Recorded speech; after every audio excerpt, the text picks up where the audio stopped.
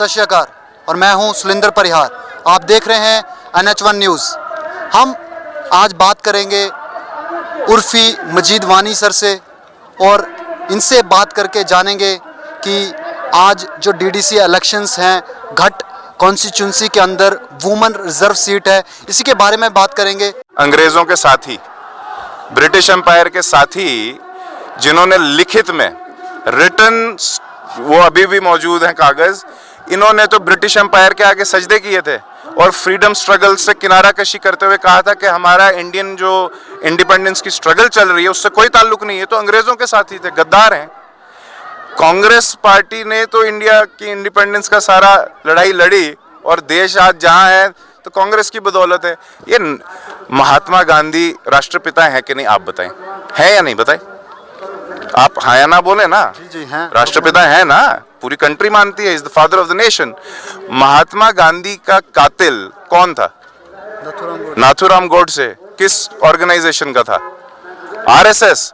तो ये बीजेपी और RSS वाले देश के गद्दार हैं। Congress is India, India is Congress. Sir आप मुझे ये बताएं, क्योंकि जम्मू कश्मीर के अंदर रविंदर रैना जी ने ये बताया कि इथे जय सिया राम भी आखना, इथे टिका भी लाना, कांगड़ी शांगड़ी, इन सब के बारे में आप क्या कहना चाहिए? किस मतलब अल्फाज यूज करते हुए मुझे बुरा भी लगता, पर किस बेवकूफ आदमी का नाम ले लिया आपने। I think he doesn't deserve my reply. इतना घटिया, इतना ओछे स्तर के अल्फाज यूज करने, वही जो बीजेपी की पूरे हिंदुस्तान में पॉलिसी है, हिंदू और मुसलमानों में डिसहार्मनी पैदा करना, इस तरह की घटिया। रिलीजन में, पॉलिटिक्स में रिलीजन का क्या काम है? कोई काम नहीं। आप डेवलपमेंट की बात करिए, सड़कें, स्कूल, बिल्डिंग। इनको पता है, इन्होंने एक हमारी स्टेट को यूनियन टेरिटरी बना दिया, डिमोशन की, डिग्रेड किया। जब जम्मू कश्मीर रियासत यूनियन टेरिटरी बनाई गई तो ये तमाम हिंदू, मुसलमान, सिख, ईसाई, जैन, बौद्ध सबकी स्टेट थी ना। तो सभी को तो डिमोशन किया, सभी को डाउनग्रेड किया। सिर्फ किसी एक मजहब के लोगों को तो यूनियन टेरिटरी में डिमोशन नहीं हुई, सबके लिए हुई, सबका नुकसान है। बीजेपी जानती है कि लोगों के पास किस मुंह से जाएं, उनके पास कोई मुद्दा नहीं, लोग नाराज हैं। आप आज जम्मू में जाके देखिए, हमारे डोगरा भाई जो हैं उनकी आइडेंटिटी को खत्म करने की साजिश कर दी गई है। अब यहाँ देखें, हमारी इस इलाके की मातृभाषा जो है सिराजी है, भद्रवाही है, कश्मीरी है, उर्दू है, गोजरी है। यहाँ पर कोई यूपी की भाषा थोपने चाहेगा, हम तो पसंद नहीं करेंगे। हमें हिंदी भी प्यारी है, मगर पहले हमारी मदर टंग है। हमें पहले सिराजी प्यारी है, फिर हमें अपनी भद्रवाही प्यारी है, कश्मीरी प्यारी है, उर्दू प्यारी है, गोजरी, जो हमारी लोकल डायलेक्ट्स है। ये तो एक तैयारियां चल रही यूनियन टेरिटरी बना के फिर इधर हमारे कल्चर को ख़त्म किया जाए, इसमें हिंदू मुसलमान सभी ख़त्म करने की उनकी साजिश है। जब वो ये देखते हैं कि अब लोगों के सामने किस मुंह से जाएं, तो इनके पास कुछ होता नहीं है, तो फिर कार्ड फेंका जाता है। कौन सा? ये जो रविंदर रैना वाला साहब के, हम जी उनको मुसलमानों लीडरों के नाम लेकर उनको टीका लगा देंगे, हम उनको पता नहीं क्या बकवास करते रहते हैं। ये इससे, इनकी बातों से साफ झलकता है कि ये सिवाय हिंदू मुस्लिम डिवीजन के इनके पास पॉलिटिक्स में और कोई एजेंडा ही नहीं। सर इनके एक मिनिस्टर थे, उन्होंने पार्लियामेंट के अंदर भी कहा था कि डोडा के ऊपर से जहाज चल रहा है, तो क्या आपको ऐसा देखने को मिलता है? कौन सा जहाज? जिसमें जो गरीब लोग हैं, चप्पल वाले लोग हैं, वो भी चल सकते हैं। कितना झूठ कहते हैं। एक देखा है मैंने, वो ऐसे ही वो ड्रामा शुरू किया है, वो एक चॉपर सर्विस चलती है, उसमें 3 या 4 सवारियां बैठ सकती हैं, उसका किराया भी शायद 3-4 हज़ार रुपये पर सीट है। इस पिछले 7 सालों में बीजेपी ने लोगों की ये हालत कर दी है कि इनके पास घर में खाने को रोटी नहीं है, बेचारे मजदूरों के पास। ये खाक 4,000 रुपये का जहाज में सफर करेंगे। ये कितना झूठ बोलते हैं, इनको शर्म आनी चाहिए। अभी यहाँ सब बेचारे मेरे यहाँ लोग खड़े हैं, इनको पूछिए क्या इनको पिछले 3-4 सालों से इनकी नरेगा की मजदूरी का पैसा भी मिला है? मिला है जी? नहीं मिला है। किसी को वहाँ मिला है? नहीं मिला है। देखो, लोग जवाब दे रहे हैं। लोगों को खाने के लिए रोटी नहीं मिल रही पिछले इनकी हुकूमत जब से है, और ये लोगों को जहाज में बिठाने की बस ड्रामेबाजी, शोबाजी। सर आप जिस बीजेपी की बात कर रहे हैं, उन्हीं के साथ मिलकर आपने लह के अंदर सरकार बनाई, कौन सी? वो सरकार तो नहीं कह सकते उसको। लोकल इलेक्शन है, इलाकाई लोग वहाँ पे मजबूरियाँ देखते थे कि क्या यहाँ पे डीडीसी इलेक्शंस में भी फिर कांग्रेस और बीजेपी मिलके इलेक्शन लड़ेंगे? यहाँ तो मुमकिन ही नहीं है, सवाल ही नहीं उठता है। देखिए, लेह की पॉलिटिक्स अलग है, वहाँ पर एक अलग किस्म की आबादी बसती है, जहाँ पर बीजेपी, यहाँ पर हिंदू मुस्लिम लोग इकट्ठे रह रहे हैं सैकड़ों सालों से, हारमनी थी। जब से आए इन्होंने ज़मीन में एक जहर घोलना शुरू कर दिया है, हिंदू भाइयों को मुसलमान भाइयों को आपस में जुदा करके उन पर राज करने की कोशिश है। यहाँ पर बीजेपी से हाथ मिलाना तो दूर, इनको तो देखना भी पसंद नहीं करेंगे लोग। सर यहाँ पे जैसे कि शक्ति परियार सर ने कहा कि हमने बहुत डेवलपमेंट की, उनके इंटरव्यू हुआ था हमारे साथ NH न्यूज़ पे, तो उन्होंने कहा कि हमने बहुत डेवलपमेंट की है, हमने ब्रिजेस बनाए हैं। तो आपने क्या किया है? कौन सा ब्रिज बनाया है? आपके टाइम पे आपने क्या किया? नहीं, बीजेपी ने कौन सी डेवलपमेंट, आपने कहा, उन्होंने कहा हमने कोई ब्रिज बनाया, कौन सा ब्रिज बनाया है बताएं, उसका कोई नाम? गणपत की बात कर रहे हैं? ब्रिजेस बनाए, एक भी झूठ, अरे नाम भी तो बोले ना, कौन सा बनाया है?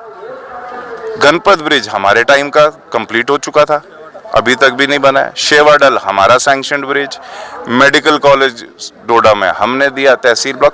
ये बीजेपी की आदत है, मैं पहले भी बोल चुका हूँ एक इंटरव्यू में, ये कैंची जो है जेब में रखते हैं, जहाँ भी इनको कांग्रेस की बनाई हुई चीज़ें नज़र आती है वहाँ पहुँच के रिबन लगा के उसको रिबन काट लेते हैं।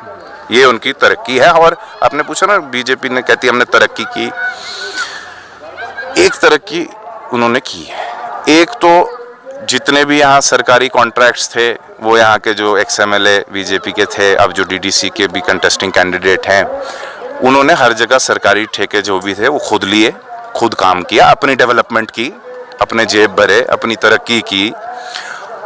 इलाके में लोगों को उन्होंने बहुत बड़ी तरक्की ये करके दी कि वो SBM के वो टीन के डब्बे वाले बाथरूम लोगों को दिए। ये बीजेपी की अचीवमेंट है, टीन के डब्बे वाला बाथरूम, जिसके उन्होंने रिबन काटे। मतलब उसका, टीन के डब्बे वाले बाथरूम का बीजेपी कंपैरिजन करना चाहती है डोडा में बनाई गई तहसीलें, ब्लॉक्स, गवर्नमेंट मेडिकल कॉलेजेस, और कांग्रेस के काम गिनाऊंगा 2 दिन लगेंगे। सर ये तो कहते हैं कि इन्होंने 70 साल कुछ नहीं किया, 70 साल देश को लूटा है। अच्छा, किसने? कांग्रेस ने? अभी तो ये 2004 के लोकसभा इलेक्शन में बीजेपी का नारा था शाइनिंग इंडिया, याद है आपको? वाजपेयी साहब जब लड़ रहे थे, शाइनिंग इंडिया। तो क्या मतलब वो उन्हीं 2 साल में शाइन कर रहा था इंडिया, या वो पिछले 60 साल की हुकूमतें इसके लिए जिम्मेदार थी? इंडिया अगर आज वर्ल्ड स्टेज पर कहीं है मिलिटरीली, इकोनॉमिकली, कांग्रेस की देन है। इंडिया को न्यूक्लियर पावर किसने बनाया? कांग्रेस की गवर्नमेंट के दौरान हुआ। और फिर श्रीमती इंदिरा गांधी को खुद अटल बिहारी वाजपेयी साहब, बीजेपी को जो जन्म देने वाले हैं एक तरह से मुल्क में, उन्होंने कहा था कि ये दुर्गा माता का रूप है, इंदिरा गांधी को। तो अब ज़रा बीजेपी के लोग बताएं कि क्या अटल बिहारी वाजपेयी साहब ने झूठ कहा था? इनकी स्टेटमेंट्स कॉन्ट्राडिक्टरी हैं, ये वक्त के हिसाब से बदलती है। सर आप डेवलपमेंट की बात करते हो तो लोग कहते हैं कि आपने अपनी रोड नहीं बनाई, तो आप क्या डेवलपमेंट करेंगे? हमने रोड बनाई, मुझे अच्छी तरह से याद है, सिर्फ 2007-8 तक हम सब दूर दराज इलाकों में, चाहे आप भरत की बात करें, मैं भरत का रहने वाला हूँ, घोड़ों पे जाता था, पैदल जाता था। अभी बुरी हालत है। सुन लीजिए जवाब पूरा, उस पर भी आऊँगा, हालत पे भी। पैदल जाते थे हम सब, यहाँ पे उस इलाके के लोग हैं, कुल्हांड के लोग, आलूगाद के लोग, बगला के लोग, कलिहांड के लोग, हाँ, हम सब समझे डोडा से ही पैदल जाया करते थे। कोई सड़क एग्जिस्ट ही नहीं करती थी ऐसे कच्ची सी, वो भी पूरा 8 महीना तो बंद ही रहती थी। तो हम लोग घोड़ों पे पैदल सफ़र करने वाले लोग थे। 2009 के आसपास, 2008, 7, 9 हमारी सरकार के दौरान सड़कें बन गई, लोग घर जाने लगे गाड़ियों में, अभी तक गाड़ी में ही घर जा रहे हैं। तो ये तो कांग्रेस की देन है। अब फर्स्ट स्टेज का जब एक सड़क शुरू होती है तो जाहिर है कि एक जंगल, एक पहाड़ को चीर के, खोद के ही सड़क की शुरुआत होती है। जब वो काम पूरा हो जाता है, उसके बाद दूसरी स्टेज आती है जब उस सड़क को और पुख्ता किया जाता है। जितना वक्त हमारे पास था, हम तो मुश्किल से ये 50 बड़ी बड़ी रोड्स, गुंदना, कितना दूर आप कभी सफ़र करें, ये ज़रा लोग, और वहाँ लोगों को पूछे कि आप भाई साहब गाड़ी में पहली बार अपने घर कब आए, किस सरकार के दौर में गाड़ी आपके घर पहुँची। दूसरा जो अब स्टेज था इनको पुख्ता करने का, कई सड़कों को हमने वो भी कर दिया था, कुछ रह गई, तब तक सरकार ही बदल गई। देखें, 10 साल का काम एक दिन में नहीं हो सकता है। कहना आसान है, करना बहुत मुश्किल। करना बहुत मुश्किल है और उसकी नुक्ताचीनी करना बड़ा आसान। ऑपोजिशन का काम है अपोज करना, वो तो हर जगह कोई ना कोई पेच निकालेंगे। बीजेपी को तो हमने कोई बड़ा काम करने के लायक ही नहीं रखा था, वो सब हम कर चुके थे। उनकी देखभाल करनी थी। क्यों भाई, सच है, सिर्फ बनी बनाई चीजों की देखभाल करनी थी। सड़कें बन चुकी थी, उनको जरा रंग रोगन, मरम्मत, पेंट, कहीं पुख्ता करना, कहीं फिनिशिंग टचेस देने थे, वो भी नहीं दे पाए। नई रोड क्या बनाते, अपने फिनिशिंग टचेस नहीं कर पाए। 7 साल में वो रोडें जिन पे गाड़ियां चलती थी अच्छी खासी, आज उस पे गधा भी नहीं चल सकता, घोड़े नहीं चल सकते। इतनी बुरी हालत कर दी 7 सालों में इन्होंने, बीजेपी ने। अब उन नाकामियों को छुपाने के लिए अपने पेड किराए के जो चैनल वाले वो रिपोर्टर माइक लिए घूमते हैं ना, कुछ बीजेपी की तनख्वाह पर हैं। मैं जानता हूँ चैनलों के नाम कहाँ से चलते हैं, उनके रिपोर्टर, उनको डायरेक्शन आती है, क्वेश्चन पूछो लोगों को बीजेपी हेड ऑफिस से। प्रोपोगंडा करते हैं, रोड पे जाते हैं, 2020 में पूछते हैं कि मजीद साहब ने रोड, पिछले 7 साल में जो साहब हुकूमत में हैं दिल्ली से बरत तक, उनकी याद नहीं आती, उनका सवाल नहीं पूछते कि पिछले 7 साल में भैया जो सरकार रही, मंत्री एमएलए रहे, उन्होंने इस रोड का क्या किया, वो नहीं पूछते हैं। वो पूछते हैं जी 10 साल 20 साल पहले जो थे उन्होंने क्या किया। बच्चे को भी समझ आ जाता है कि बीजेपी के कार्यकर्ता हैं जो माइक लिए घूम रहे हैं। अब यहाँ मेरे आसपास वहाँ के लोकल लोग हैं, इनको पूछ लीजिए कब रोड बनी, कब खराब हुई, ये खुद जवाब दे देंगे। आज यहाँ पे डीडीसी के इलेक्शन है, कैंडिडेट हैं, वुमेन रिजर्व सीट है यहाँ पर आप आज नॉमिनेशन फाइल करने के लिए आए हैं। तो मुझे ये बताएं कि हमेशा हमने देखा है, हम फील्ड में होते हैं, हमने फील्ड में देखा है कि वुमेन्स जो हैं उनके जो पति होते हैं वो ज़्यादातर ठेकेदारी करते हैं, वही ठेकेदार होते हैं। हाँ। तो यहाँ पे भी ऐसा देखने को मिलेगा डीडीसी में भी? ये आपने कहा कुछ हद तक सच है, हर जगह लागू नहीं होता बट ज़्यादातर जगह होता है। क्योंकि ये जो वुमेन रिजर्वेशन है इसीलिए है कि वुमेन्स की अपलिफ्टमेंट। देखिए, अब ये बेसिकली क्या है कि हमारा जो कल्चर है, इसमें औरत एक पर्दापोशी में रहती है। कल्चर की बात है, हर जगह का अपना कल्चर। देखिए, हम फिर इलेक्शन क्यों लड़वा? मैं समझाता हूँ आपको। इंडिया का अपना कल्चर है, जम्मू कश्मीर का अपना कल्चर है, सिराज का अपना कल्चर है, भद्रवा का अपना कल्चर है। ये कॉन्सेप्ट जो है वुमेन रिजर्वेशन का, इट्स क्वाइट न्यू, बहुत नया है। तो अभी बदलाव शुरू हो रहा है। तो अभी जिन औरतों को पब्लिक इंटरेक्शन की आदत नहीं थी, वो शुरुआत हो रही है। तो अभी आप वो नहीं देख सकते औरतों की एक्टिव होना इतना, बट मुझे पूरी उम्मीद है कि जैसे जैसे ये पेस पकड़ेगा, आने वाले टाइम में आप देखेंगे कि यहाँ पे बेहतरीन फीमेल लीडरशिप जो है वो उभरेगी। आप मुझे ये बताएं, क्योंकि यहाँ पे और भी बाकी पार्टीज़ हैं, यहाँ पे अलायंस तो नहीं है, यहाँ पे एनसी भी है, बीजेपी भी है, तो कैसे लड़ पाएंगे उन सब से? देखें, लड़ना हमने क्या है, अवाम सबसे ज़्यादा अक्लमंद है, सबसे ज़्यादा बेहतरीन सियासत जो है वो अवाम जानती है, वोटर जानता है। वोटर्स को पता है, उनको पता है कि उन्होंने तामीर और तरक्की की जो भी झलक देखी सो कांग्रेस गवर्नमेंट में ही देखी ना, उससे पहले भी नहीं देखी थी, उसके बाद तो खैर सिर्फ तबाही तबाही देखी है। तो इसलिए मुझे लगता है कि लोग खुद ये फैसला कर चुके हैं कि अगर तामीर और तरक्की दोबारा देखनी है, खुशहाली देखनी है, तो कांग्रेस को ही वोट देना होगा। सर, अब अगर एजुकेशन पे बात करें, डोडा की एजुकेशन, यहाँ पर पीजी कॉलेज भी था आया हुआ, यूनिवर्सिटी कैंपस के लिए हमेशा मांग उठती रही।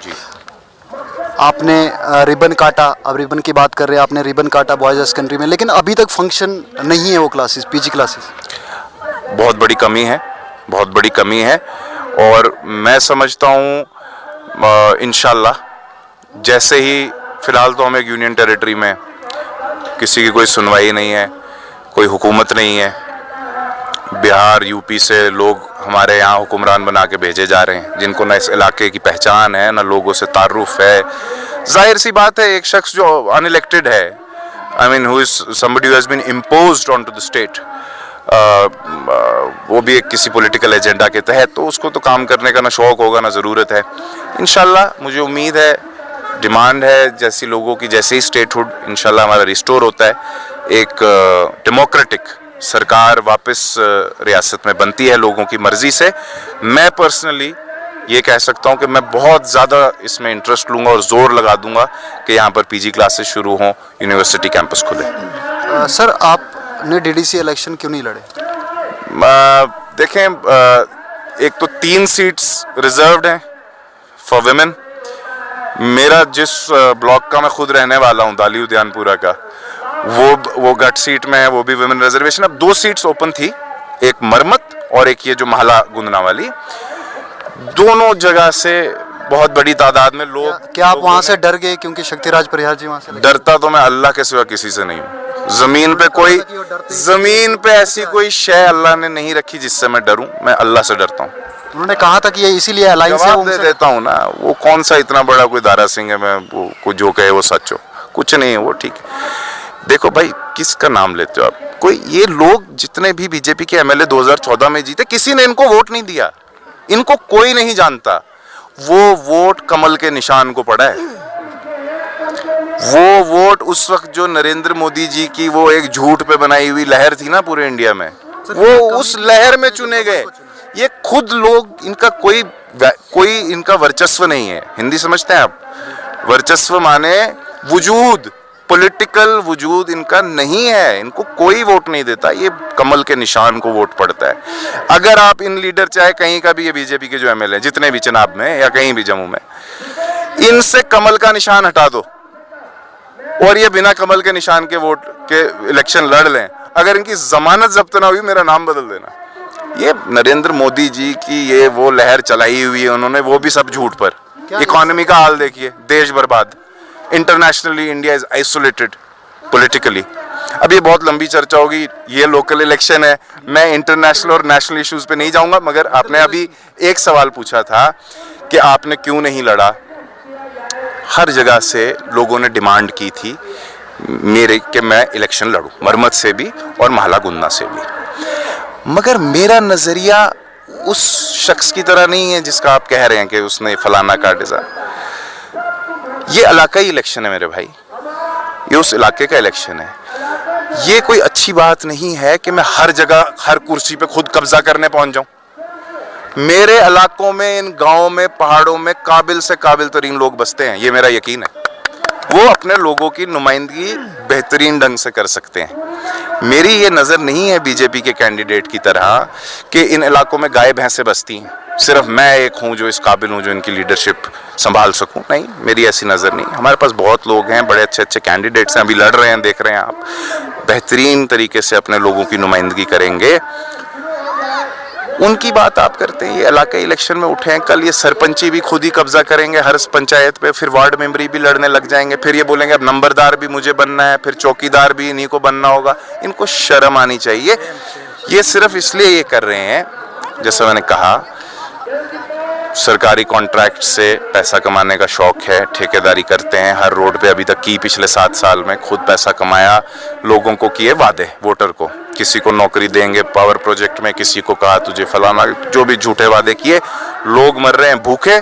उन साहब ने 7 साल अपनी जेब भरी, ठेकेदारी की, अब और चाहते हैं डीडीसी का इलेक्शन लड़ूंगा, फिर और ठेकेदारी करूंगा और अपनी जेब भरूंगा। इनका एक 1 पॉइंट एजेंडा है। सर आपने कहा कि लोग जो हैं वो कमल के फूल को चुनते हैं और कमल के फूल को ही चुना उन्होंने, तो क्या डीडीसी इलेक्शन में भी यही देखने को मिलेगा कि कमल का फूल जीतेगा? मुझे लगता है कि अगर आप झूठ बोलो तो वो शुरू में कुछ देर चल जाता है, क्योंकि लोग आजमाते हैं। मुझे लगता है कि अब लोगों ने 7 साल बहुत आजमा लिया। कमल के फूल के निशान से जितने झूठ मिलने को सुने, और गरीबों की हालत देखिए, कितनी देर अब कमल का निशान बर्दाश्त करेंगे वो हिंदू मुस्लिम के नाम पर। जब पेट खाली हो ना, भूख लगे ना, तब सिर्फ खाना याद आता है, तब कोई मजहब याद नहीं आता है। इसलिए मुझे लगता है अब लोग समझ चुके हैं, तमाम हिंदू मुस्लिम सिख ईसाई जैन बौद्ध सब तंग आ चुके हैं, और अब इस तबाही से निजात पाने के लिए इंशाल्लाह कांग्रेस को वोट देंगे। आपको क्या लगता है कि कांग्रेस जीतेगी ये डीडीसी? इंशाल्लाह सबकी सब सीट्स पर, इंशाल्लाह, पूरी उम्मीद है मुझे। शुक्रिया, हमारे बहुत बहुत शुक्रिया, थैंक यू। तो ये थे उर्फी मजीदवानी सर। ऐड करना चाहता हूँ, माफ़ी चाहता हूँ। बहुत बड़ी चीज़ मेरे एक साथी ने याद कराई, मेरे दिमाग में थी, भूल गया। देखो 70-80% जो वोटर है यहाँ मौजूद भी लोग सब नौजवान हैं। 4G इंटरनेट जैसी एक बेसिक फैसिलिटी जिस सरकार ने छीन ली इनसे और इनको आज से 20 साल पुराने दौर में ले गए हैं 2G इंटरनेट के, आप खुद ही जज कर लीजिए ये जवान अब उनको वोट देने जाएंगे या नहीं। बहुत बहुत शुक्रिया, थैंक यू। तो ये थे उर्फी मजीद वानी सर, जिन्होंने हमारे साथ बात की, अपने पॉइंट ऑफ व्यू रखे आप सभी के सामने। तो आप यूं ही बने रहे NH1 न्यूज़ के साथ। मुझे दीजिए इजाज़त। मैं सुलिंदर परिहार, डोडा।